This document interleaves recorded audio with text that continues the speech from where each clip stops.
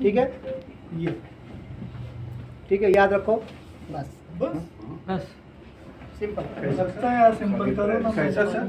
फिर से देखो, खाली गला दबाना है। ये गला नहीं दबाना है, ये देखो दबाना नहीं है,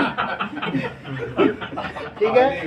ये देखो, ये जो हिस्सा दिखता है ना, ये हिस्सा, ये देखो, ये जो दब रहा है, देखो ये दबाने में कैसा हो रहा है, शोल्डर पे और गर्दन दोनों, दोनों है। ये रखा, ये हाथ जो दूसरा है इसको इस हाथ से पकड़ना है, बस हल्का सा ये रख के इस तरह से अंगूठा अंदर रहेगा तो फोर्स अप्लाई नहीं ये होगा। कितना ऊंचा रहना चाहिए सर? ये जितना ऊंचा भी रखा है, एक्चुअली में ये बराबर नहीं, इससे थोड़ा ऊंचा होना चाहिए, वैसा ये रखा इधर से, इसमें कोई डिग्री का है क्या?